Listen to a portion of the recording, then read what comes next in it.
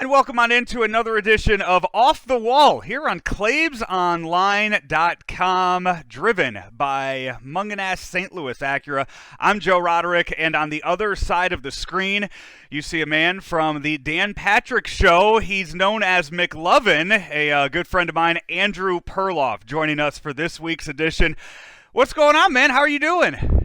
I'm doing great. I'm here in New York, and I want to show off. Dan Patrick is the ultimate off the wall guy. He's got the coolest memorabilia, but since I'm in New York, I can't keep anything, and I'm already feeling a lot of sort of memorabilia deficiency. I'm very insecure about this, to be honest.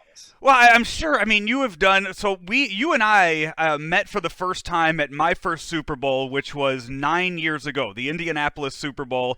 And you've been to ones before that. Working with the Dan Patrick Show and everything you've done, you've been all over the country at sporting events. So I'm sure the stuff that you have kept is going to be pretty special. But I want to start off with the man cave itself. Okay. Before this all started and you had to now work from home, you got to go up there every single day and work out of that man cave. So for people that are familiar with the Dan Patrick Show, what is something from the man cave that is your favorite thing to look at or see every day?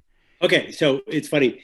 I think you know this, Joe. About a year and a half, we moved out of our old man cave, which was awesome, into a way awesomer man cave, mainly because Dan needed a bigger place for all his memorabilia. There's that much. But the one, we have one piece that is really a treasure. It's a Ryan Leaf Colts jersey that the Colts have printed up in case they were going to draft Ryan Leaf instead of Peyton Manning, that Ryan gave it to us. So we have that on a big frame, and that is probably my favorite. That's most of our favorite piece. It's really cool. So that is a really cool one. I've talked to Ryan a few times over the years, and I've never brought up. I mean, it's mostly when I talk to him, it's mostly about all of the great progress that he has made post playing career. I've never really brought up the struggles that he had playing. And I would imagine being drafted or almost being drafted by the Colts and being, I guess, connected to Peyton Manning his whole career is something that he doesn't want to talk about all the time. But, I mean, I'm sure you know the backstory. Like, how did he end up with that jersey, seeing how he never played for the Colts? You know what, Joe? I'm very, very good friends with Ryan Leaf. I have no idea how that jersey came about. It's funny. I've never asked them. They must have. I think they might have been getting people off the scent and trying to fool people into thinking they might take Leaf. I mean, that's my only explanation. I don't know why they would have printed that up, or he had it printed up. I'm going to ask him. I don't know. It's funny. I'm like, Ryan texted me yesterday. I mean, we talk all the time. I have no idea. Well, it's like, I mean, anybody that was drafted this year in the 2020 draft, those guys are going. I mean, they were sent boxes of all 32 hats. I mean, did they get did those players? Did they get to keep all of those hats? And is Joe Burrow just sitting there right now in Cincinnati with 31 other hats? I guess so. I don't think it's like those, the losing Super Bowl team, how they print up the shirt, then they send it to like other countries that need shirts. Yeah, I don't know if I think that they get to keep all those hats. I mean, it's funny too, because a lot of players, and you're going to see in my memorabilia. One of my good friends is Case Keenum, the quarterback. Yeah. And every new team he gets on, they give him a gigantic box of gear. And he's always trying to give me something from the new team. And he has no idea what to do with it. Just hundreds of hats. So, I think all these players have all this stuff, all this crap sitting around. So let's break into it. You're sitting there on your couch now in Brooklyn. You brought along some of your favorite items. So what does McLovin hold near and dear to him that he's collected over your career? Okay, I'm going to do the easy transition from Case, and I'm going to embarrass him here. He was all excited to give me this Redskins hat. He was like, I'm starting for the Redskins. And I grew up an Eagles fan, and I'm not a big fan of the name Redskins, and not a big fan of the team. I would never wear this hat in 100 million years, but it's such a weird hat that I just find it so unique that I keep it prominently in my puzzle. So that's an authentic Redskins hat. He got 100 of them, and I don't know what he did with them. He's on the Browns now. So that was one of them. Oh, dude, they get so many hats. You have no idea. But this is my favorite thing from Case. The week after the Minnesota Miracle, he came on the Dan Patrick Show. It was the Super Bowl in Minnesota. You remember they beat the Saints and they lost to the Eagles. Then the Eagles came, and he had an Adam Thielen jersey made up with my name on it. Very nice. And then he didn't even stay in Minnesota. Now, when I say he had it made up, I'm sure one of his marketing people had it made up. But this is my Adam Thielen Perloff, and I know, it's white, obviously. That's obviously the obvious comparison. Right. No, I'm just kidding. No, but I really like that. So that's my Adam Thielen Vikings jersey. Okay. I'm going to go dig deep here. These are, guess where these shorts are from?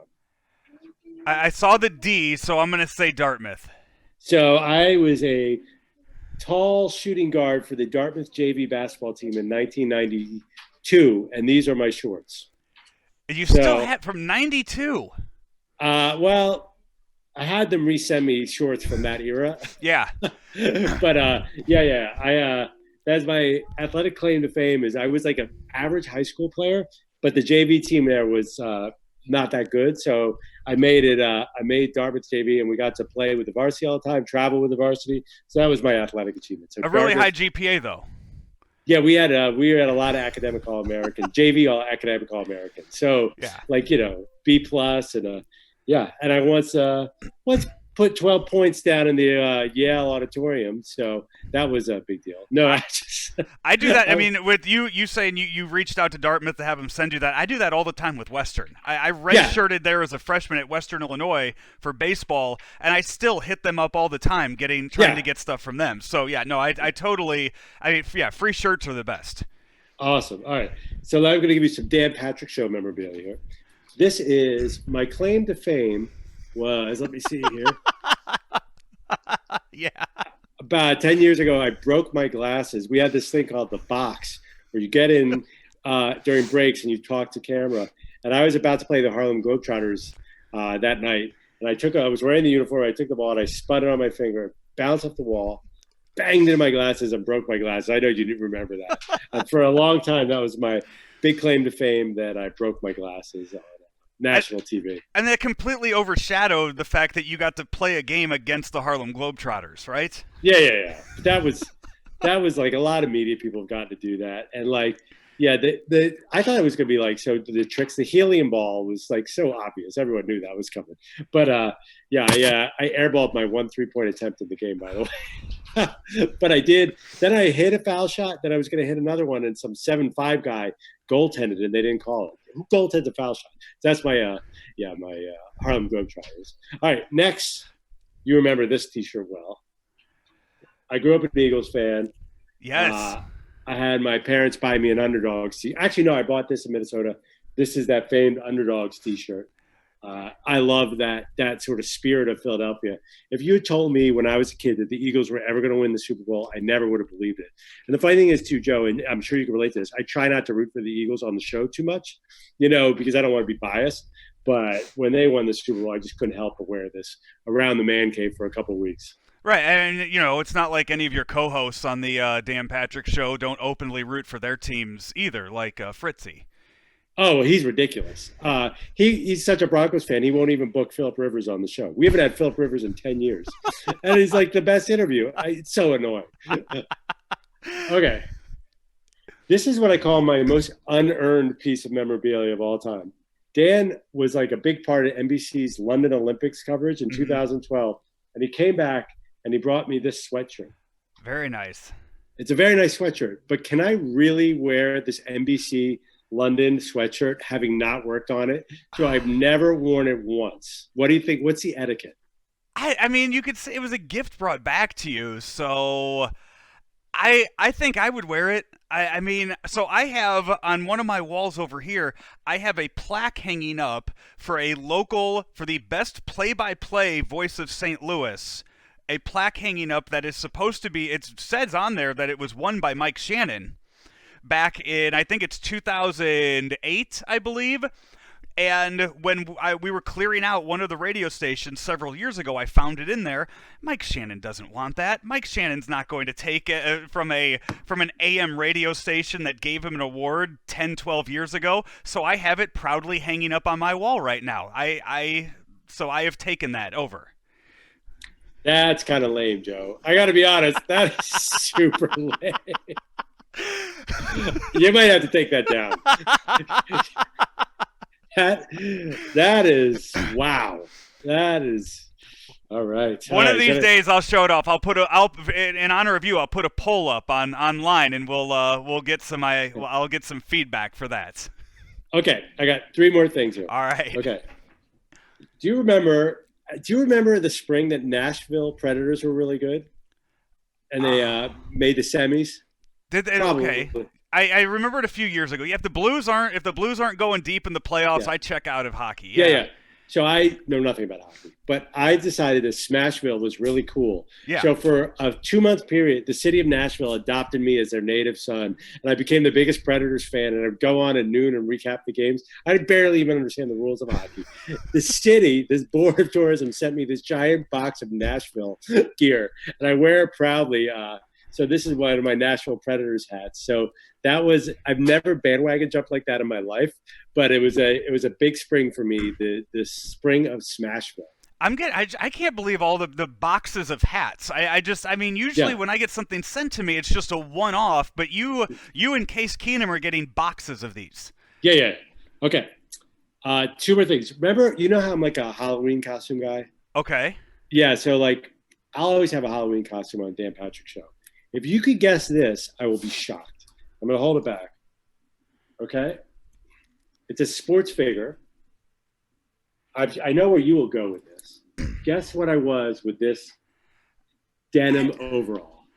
I mean, there was a coach that wore that on the sidelines, right? Is that where you're? Oh, I thought you were going to go pro wrestling. No, I wasn't. I mean, it's a very hillbilly Jim, like, yeah. Yes. But I cannot for the life of me think if it was NFL or NBA that the coach wore that on the sidelines. ABA. Larry Brown? Larry Brown. Okay. That's probably the only ABA coach I could name. That was pretty amazing that you got that. Just based on the overall, that's I swore you weren't going to get that. That's great. All right, and I'll show you one more. This is maybe my favorite Dan Patrick Show T-shirt. It is the Fab Five, and let me pull out here.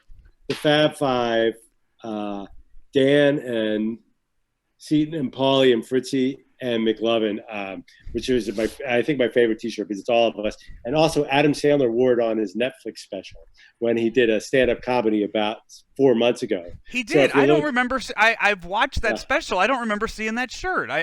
Wow. You know, he did like several concerts. Yeah.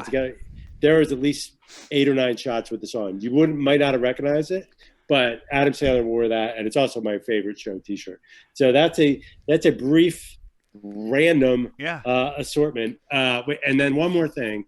This is a poster that was made up by a microbrew called Red Hook Breweries. Made up a poster that they put in some stores of me. I don't know why, saying against the grain. That was, yeah. And I was going to ask you too. I mean, the name of the show, Off the Wall. I was going to ask, and if how that ranks with you coming up with a segment called Against the Grain. I wanted to get your thoughts on that. I love it. I love it. I mean, it's almost as unoriginal as Against the Grain. I mean, wasn't Off the Wall a Michael Jackson album? What? You know what? Honestly, I hadn't thought of that until now. But now that you mention it, I'm gonna have to go do some. I'm gonna have to use my new Photoshop skills and try to redo a logo for this segment. Yeah, absolutely. Yeah, Against the Grain, Off the Wall. They're right about at the same spot. I absolutely. Like yeah. Well, McLovin, Andrew Perloff, thank you so much for taking us on a little tour. And like I've mentioned before, if people want to see a great man cave and all of the stuff there, Dan Patrick Show, they can watch it on YouTube now every single morning, Central Time, 8 to 11 Central Time in the morning. And you can still see as Dan and Paulie are still in studio doing it while all of you guys are zooming in. Everybody could still see all of the great stuff that he has up there on the wall. And hopefully soon we see you guys back in the studio as well. Yeah, I think it will be pretty soon, Joe, actually. So, yeah, I mean, and that'll be a lot more memorabilia there than this attempt that I made today. Well, thank you very much, McLovin. Talk soon. Talk soon.